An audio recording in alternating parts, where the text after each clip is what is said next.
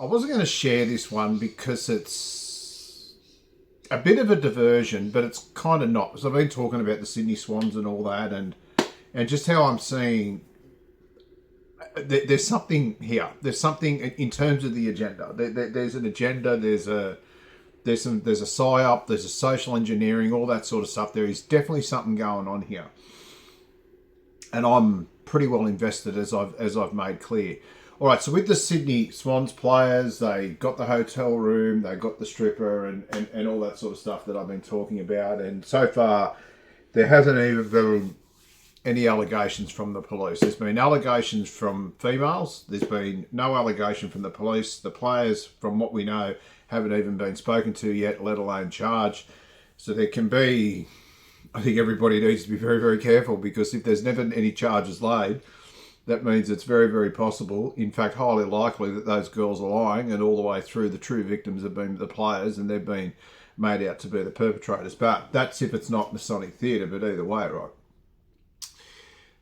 So there's a thing here in Australia called Mad Monday. So when the players, when the teams drop out of the competition for the year, they have this Monday, they get together. It's like an end of season, just like Christmas party sort of thing. It's just a wind down. Even if you do really, really bad, these players work hard. They work hard. They go back into pre-season training generally in October, November. These players work incredibly hard, and they're athletes, and you have to work. No matter who you are in an AFL team, you've worked hard to get there, and you work hard to stay there. They train incredibly hard, these blokes, and they put through a lot of rigor and a lot of I reckon trauma, in both mentally and in their bodies. So Mad Monday is just their day where they get to let their hair down and just have a bit of fun and not be an athlete for a day or two. But the wowzers, oh yes, the wowzers are always just itching for these players to put a foot out of line, right? To not act appropriately, because they are role models. Now, this is, when I first saw this, I found this very, very humorous. And the reason why I've decided to share it is because of the wowzer on the second clip. The big, fat, cuddly bear on the second clip. But I'll just, this goes for about 2 minutes. I think I'm going to play it, or maybe I'll just sort of see how I go. But this gives the rundown as to what has happened today with Richmond, who came second last at their Mad Monday celebration. Developing news, the AFL is back under the spotlight this morning, with Richmond's Mad Monday celebrations caught on camera, now stirring serious controversy. Let's go live to Andrew McCormack in Melbourne. So Macca, players were reenacting. So you see the reporter?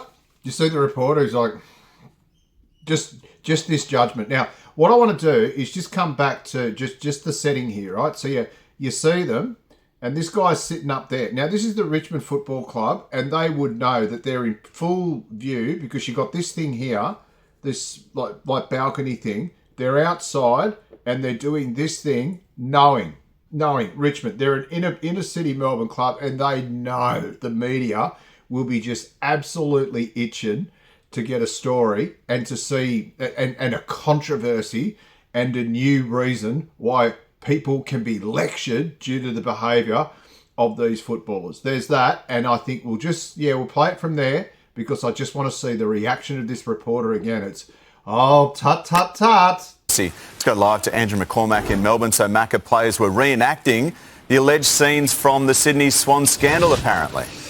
Scandalous! They're reenacting the scene. How about that? They're reenacting the scene. So my first instinct with that is, all right, if this is organic, which I'm not convinced about, because again, you come back and you have a look at the scene, and they fully know the media are going to be watching them. They fully know. But there they are, outside in Melbourne, end of August. It'd still be quite chilly. And they're reenacting this thing. Fully know that the media spotlight's on them. And then we come back to see, there it is. Like, it just looks staged to me. But you play this again. I want to see this reporter go tut again. But you listen to the wording of it. Let's go live to Andrew McCormack in Melbourne. So Macca, players were reenacting the alleged scenes from the Sydney Swans scandal, apparently. So is it possible, to say this is organic, is it possible, but the Richmond Football Club are actually giving their opinion about what they think of all this. Oh, no. That's not allowed. That doesn't, no. That's, no. But what if? I think it is. If it's organic. It's just Shervo, the timing couldn't be worse for the AFL, who had to launch their final series yesterday. Andrew Dillon grilled with the Swan saga heavily overshadowing the launch of the finals. But this happened at a pub southeast of Melbourne, near Gippsland in Garfield. Shirtless Tigers, a number of them, including some senior players like Tim Taranto, seemingly reenacting some of the allegations that have emerged out of that Sydney Swans hotel room saga, which has just engulfed the AFL and really... And you sort of see them now, I'll come back, you sort of see them now when they're coming over the fence and all that. You see how they're dressed in jumpers now? So when they're doing the reenactment, they've got their tops off outside, fully knowing that the media is going to be seeing them and just itching for them. Like, they fully know that the media is itching for these people, these players, to do this very thing. Here they are with their tops off, and it's that cold. As soon as they finish, they've all got their jumpers back on. Like, this is the thing. It's all... out of that Sydney Swans hotel room saga, which has just engulfed the AFL and really tarnished the code as a whole, not just in Sydney, but right across the country. So Andrew Dillon yesterday insisted that, but before this vision came to light, that the Swan scandal was merely just a few minor players, or a few players rather, that didn't reflect the actions of the majority. But this is just a nightmare for the AFL, who are continuing to lurch with this crisis from day to day. Here's the reaction from some of the 7 AFL team on agenda setters last night. Again, the timing of all this is, to me, it's absolutely astonishing. So you've got the double header on Sunday, and 18,000 go to the women's game, and they all walk out because women are so great. The only moral bastion in this world is women's football. Women are moral, and men are just sex creeps, and they just want to bash women up all the time. And it's just wonderful timing for the women, just in time for their AFLW double header, right? And let's glorify the feminine again. But also, what wonderful timing that this has to happen the week before all these Mad Monday celebrations kick up. What horrible timing for the AFL. All right, now this part. So I want to come into. So this is Kane Corns. He's a real high-profile media person, and his reaction is fairly consistent with what he's like. But I want to find the woman. So you come into that woman there. So this woman's name is Caroline Wilson, and she's a wowser of the highest order, a real lefty and a real wowser of the highest order, and everything. If you even question a woman's ability, you're sexist. She's like that. She's just an uber feminist. She's a reporter, and she's just itching for people to do something wrong. And Todd Viney is clearly a great sounding board for Alistair, and he's the one person who stands up to Alistair, but he's old school, so I think now we need to hear from the leaders of the club. When you say we need to hear from them, do you mean that the president and the CEO need to stick their nose into the football department? Yep. And so how's that going to go? How's Alistair Clarkson going to react to the president, who was sycophantic almost in her praise? No. Here's the pictures after the game. So she wasn't sycophantic. So after the game, we heard Jai Simpkin, she was promoting the club. Yeah, I get that's that. Ridiculous. I get that. But it was like... No, it was like we found... That's bordering so there's bordering on sexism. If a male president had lauded getting a premiership coach... No, sorry, Craig, I won't cop that. If a male president had lauded getting a four-time premiership coach, you wouldn't call it sycophantic. I bet you wouldn't have. What are you talking about? Anyone that goes above, like in their praise and promotion... This was a down-on-their-knees club. I resent the fact that you think that's a sexist comment. Well, I'm sticking up for Sonia. I think sycophantic that's a ridiculous thing to say. Just like I think Kane bullied her. How has someone being sycophantic got anything to do with their gender? Are you too sensitive? That's ridiculous. No, but someone's got to be, because you're making ridiculous statements like that. It's not sexist. That's ridiculous. You're wrong to say she was sycophantic. She wasn't sycophantic.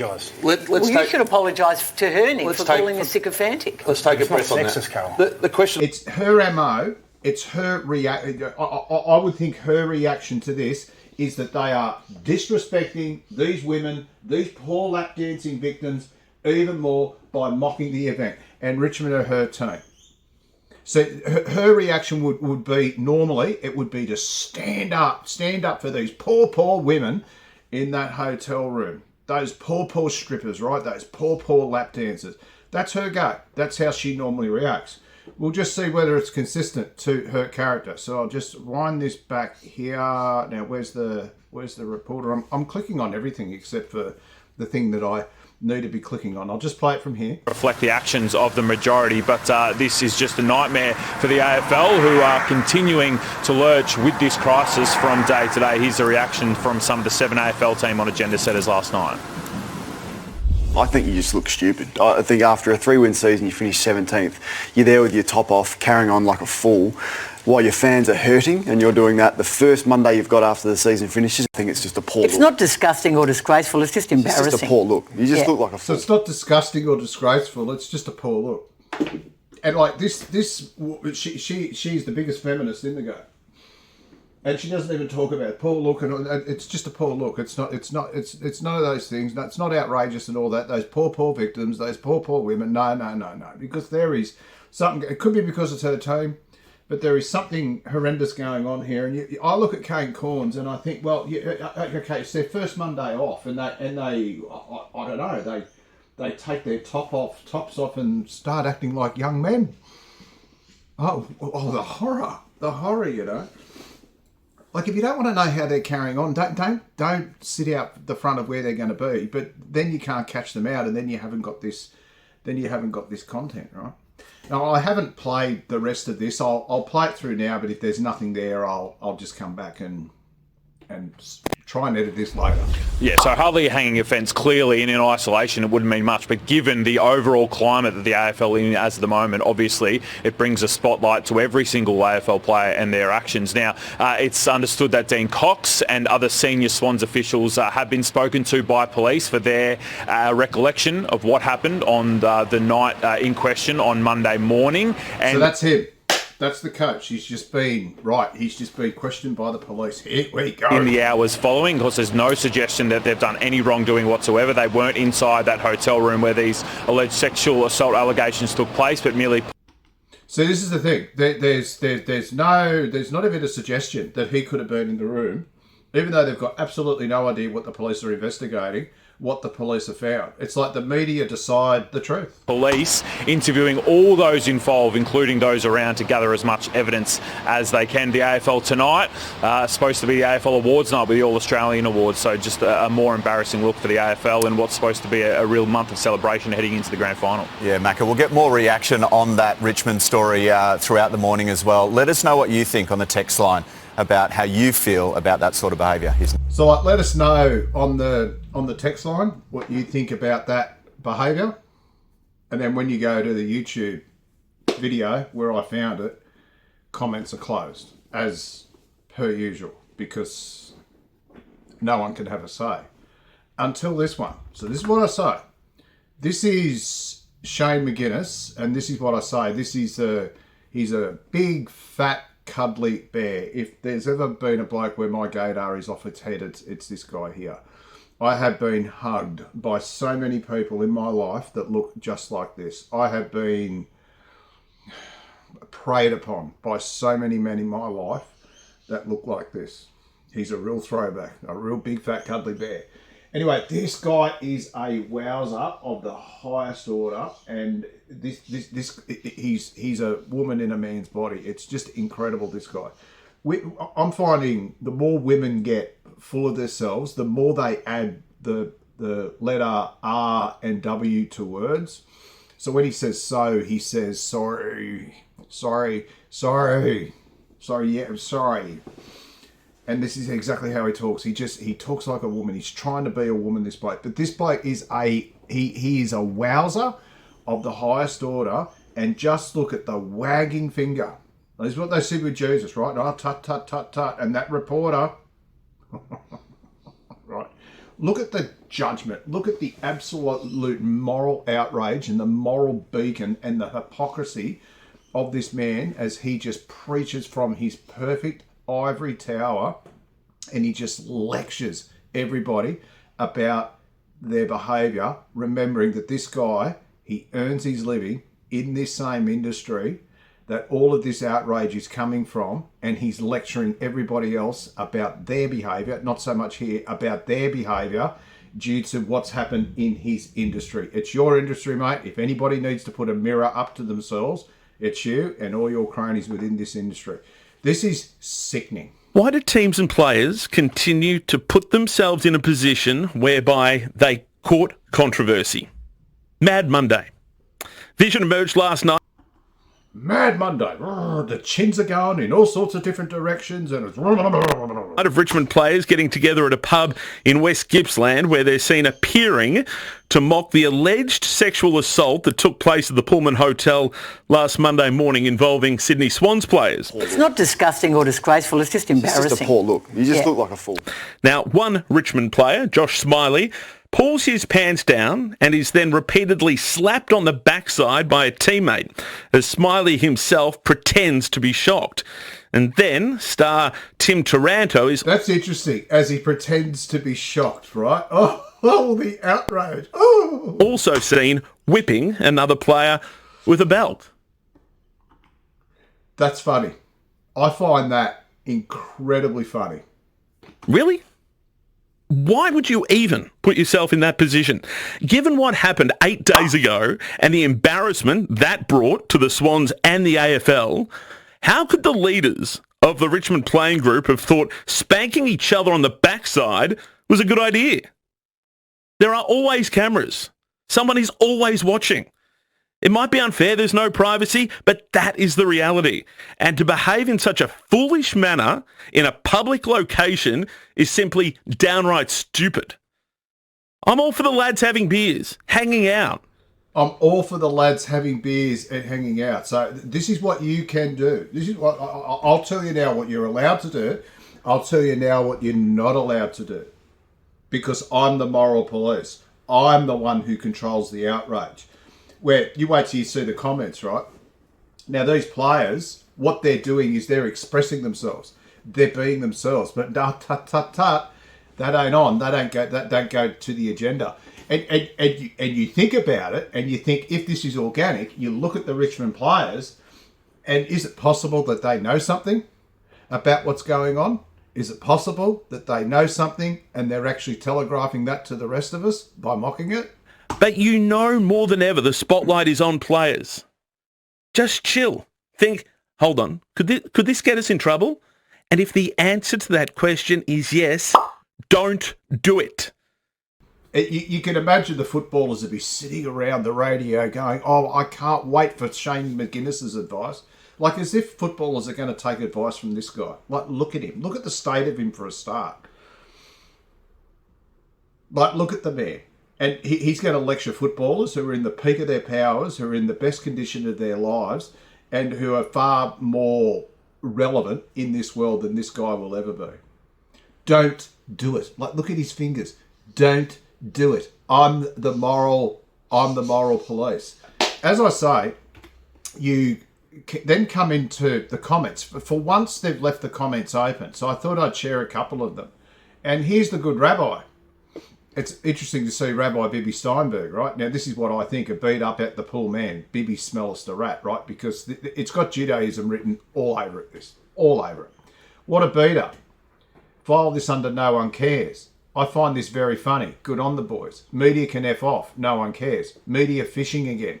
You guys are honestly looking for things. Media members were filming them from a distance. They were minding their own business. It's a very interesting point you make about perception.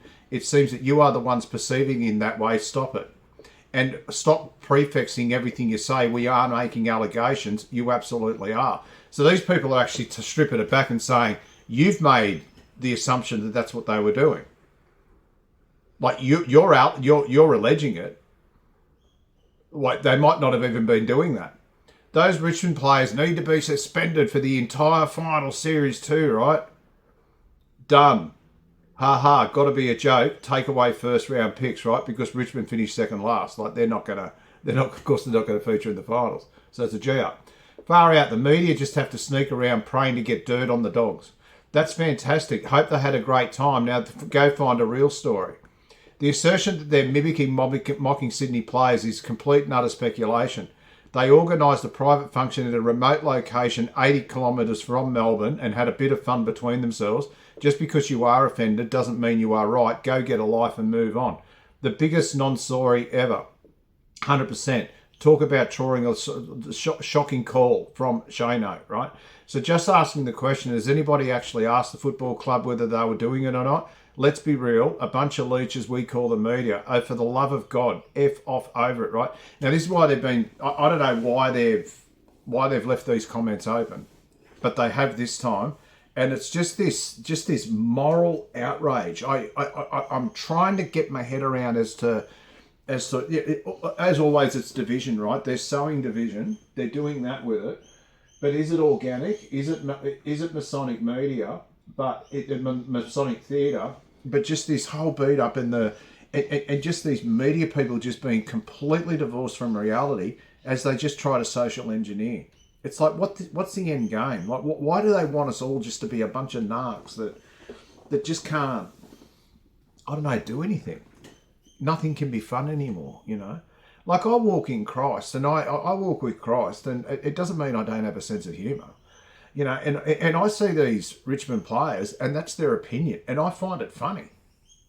Like, they want to whip each other on the arse to make fun of it. That's their opinion, and I find it humorous. You know, what if it's true? Well, for the whole thing to be true, it's like...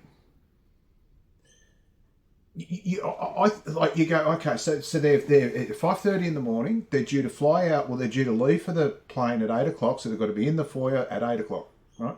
So they hire strippers at 5:30 for 2 hours, so that leaves them with half an hour.